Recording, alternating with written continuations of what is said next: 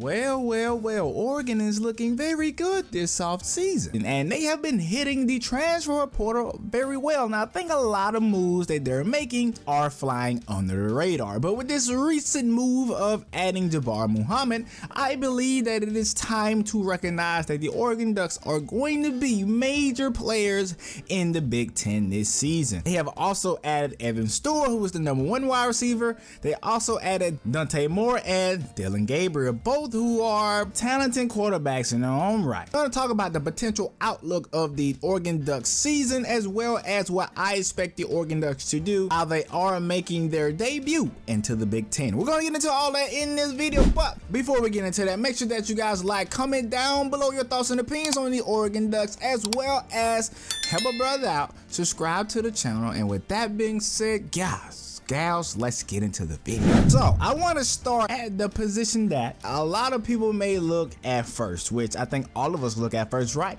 And that is the quarterback. Oregon is bringing in a guy in Dillon Gabriel, who I honestly think could be potentially better than Bo Nix. Now, if you look at the way that Dan Lanning likes to run his offense, as quick, as fast, and you might be thinking to yourself like, well, I don't see Dillon Gabriel being a Heisman candidate. But before the season started, you tell me if you thought Bo Nix was going to be one either.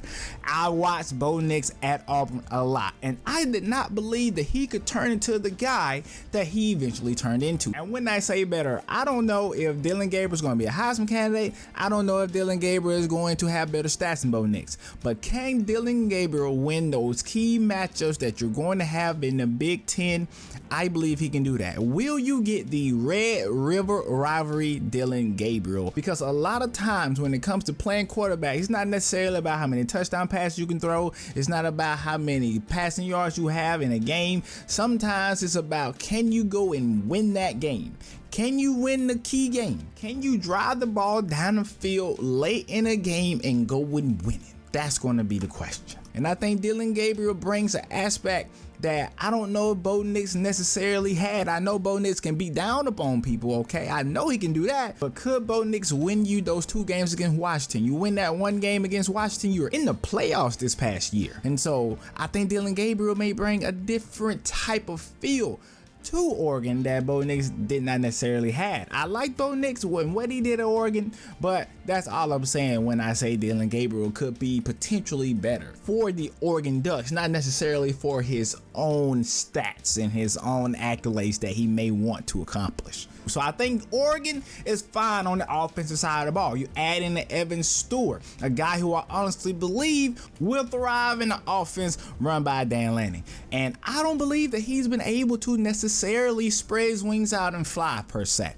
And I think this is the perfect opportunity for him to show everybody what he has. Coming out of high school, he was a 5-star prospect. And I know that was, I think, 2 years ago, but at the same time, Texas A&M has not been the most successful in recent years. They just got a new head coach who I honestly think would do a little bit better than old Jimbo, because Jimbo honestly collected that check and it did not seem as if he really cared about anything else after that. So with the way that Oregon is going to structure their offense, I think they'll be fine. I don't think they will have a drop off. Now, I know this is a step up in competition, in my honest opinion, going from the Pac-12 to now the Big Ten. You have to face the likes of Michigan, who just hired Sharon Moore as the coach, so you won't see as many people, in my opinion, hop in the portal. So I believe they still have plenty of talent over there, and it's going to come down to how good their defense is now that potentially the defensive coordinator is gone. I haven't seen confirmation on that, but it is rumored that the DC is going to leave and go with Jim Harbaugh. You also have Ohio State, who you have to worry about.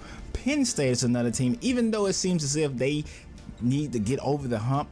But now Penn State has to worry about Oregon in that same breath, because they have not been able to get over the Ohio State, Michigan hump for a while now. You have Washington there, who has a new coach now, so they may see a small drop off in the immediate future, but I think they're going to quickly turn it around, depending on who comes in and who decides to leave. That leads me into my next starting point.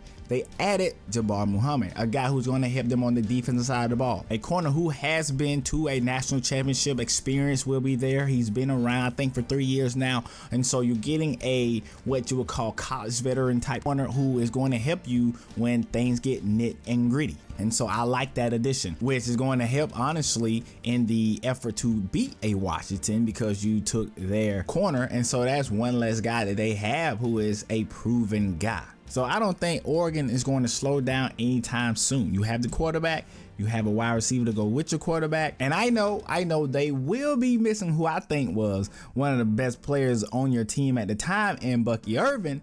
But I think other guys on that team are going to step up. And the drop off, if any at all, I think those guys average 7 yards a carry or something behind Bucky Irvin. So you potentially may not have a drop off at running back at all. But at the same time, when you lose a guy like Bucky Irvin, it is still something that you have to keep your eyes on.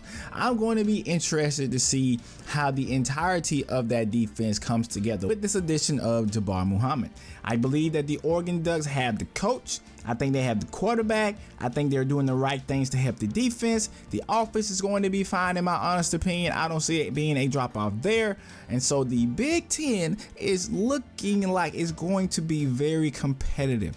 Oregon is going to be right up there with each and every team that is fighting for that Big Ten crown. Ohio State, Oregon, LSU, USC, Ohio State, Michigan, Washington. So many teams that I'm going to be excited to watch and see how this all plays out. College football fans, especially you Oregon fans, let me know your thoughts and opinions on your Oregon Ducks this season, and I'll see you in the next video.